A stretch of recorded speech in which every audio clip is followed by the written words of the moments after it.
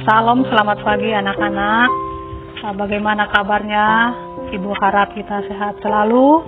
Dan pada pagi hari ini, sebelum kita memulaikan pelajaran, kita akan berdoa dulu. Mari kita sama-sama bersatu di dalam doa. Bapa di surga, terima kasih buat pemeliharaan Tuhan sepanjang malam, bahkan sampai pagi hari ini. Kami tetap ada, tidak kurang satu apapun. Itu semua oleh karena kasih dan kemurahan Tuhan yang Tuhan nyatakan dalam hidup kami. Terima kasih Tuhan, kami mengucap syukur. Haleluya, amin.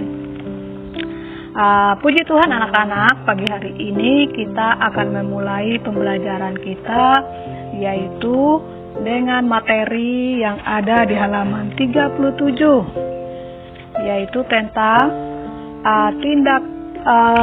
tentang kehadiran Allah. Allah hadir di dalam berbagai gejala alam. Nah, anak-anak, kita tahu kalau berbicara tentang alam berarti kita hari ini berada di bumi. Nah, jadi pada pagi hari ini kita akan sama-sama melihat tentang pelajaran yang ada. Anak-anak, tolong dilihat ada buku kita, yaitu buku agama kelas 3, pendidikan agama Kristen dan budi pekerti.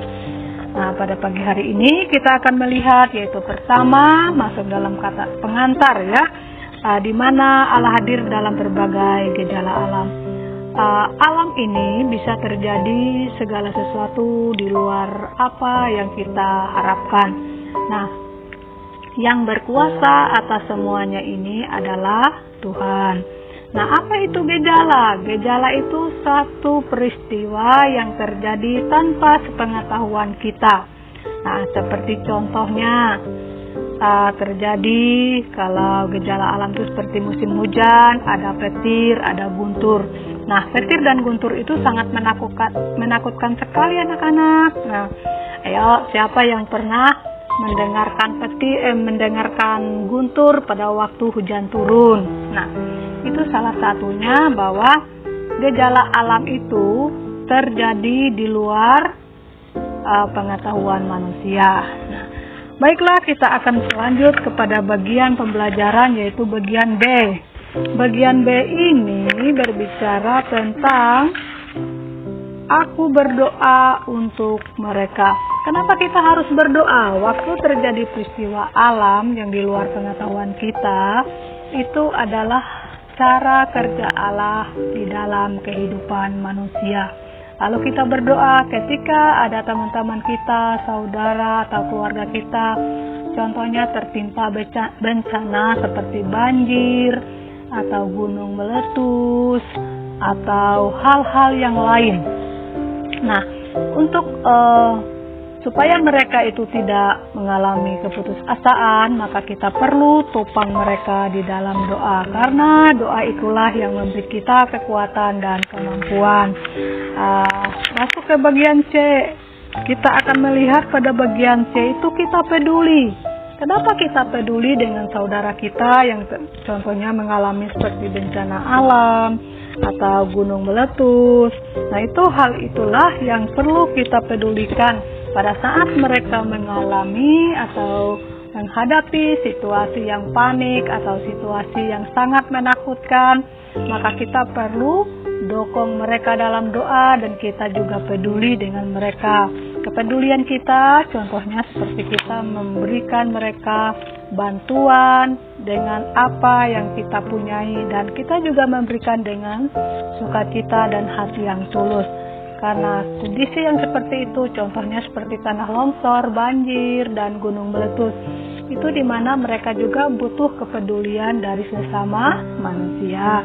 Sebagai anak Tuhan, kita perlu memperhatikan dan perlu mempedulikan mereka. Oleh sebab itu, supaya kita tidak merasa takut dengan keadaan alam yang terjadi di sekitar kita, maka kita perlu berdoa. Kenapa kita perlu berdoa anak-anak? Karena doa itu adalah napas kehidupan setiap orang percaya. Dan firman Tuhan itu adalah makanan rohani orang percaya dengan firman Tuhan dan berdoa, maka kita tetap dikuatkan sehingga kita boleh merasakan ketenangan dan kedamaian di dalam kehidupan kita. Nah, oleh karena itu anak-anak, apapun yang terjadi di dalam kehidupan kita, kita belajar mengandalkan Tuhan sebagai sumber kekuatan di dalam kehidupan kita. Nah, anak-anak, apakah sudah mendengar dan bisa memahami apa yang Ibu jelaskan dengan suatu hal yang terjadi di dalam kehidupan kita, yaitu tentang bagaimana Allah hadir dalam berbagai gejala alam. Dan kita ingat anak-anak bahwa Tuhan itu tidak pernah meninggalkan kita sedetik pun. Dia tetap memperdulikan kita dalam situasi apapun. Dalam keadaan yang tidak enak atau dalam keadaan yang enak, Tuhan selalu ada bersama dengan kita. Dan kita pun berjalan bersama-sama dengan Tuhan. Oke anak-anak, demikianlah pembelajaran kita pada pagi hari ini. Kiranya anakku sekalian boleh memahami dan mengerti bagaimana Allah hadir dalam situasi kehidupan umat manusia yang ada di bumi pada hari ini. Dan akhir kata Ibu simpulkan daripada pembelajaran kita pagi hari ini, yaitu Allah selalu hadir dalam situasi apapun, yaitu hadir dalam situasi yang menyenangkan. Allah juga hadir dalam situasi yang tidak menyenangkan, karena Allah itu adalah roh dan Allah itu tidak bisa dibatasi oleh ruang, waktu, dan keadaan. Oke, terima kasih anak-anakku sekalian. Oleh karena itu, demikianlah pembelajaran kita pada pagi hari ini. Biarlah pembelajaran ini memberkati kehidupan kita semua. Dan jangan lupa juga sharekan video ini kepada teman-teman yang mungkin tidak punya guru agama, supaya mereka juga boleh mendengar kabar sukacita dan mereka juga boleh mendengar pembelajaran tentang bagaimana Tuhan Allah hadir di tengah kehidupan kita dalam kondisi apapun.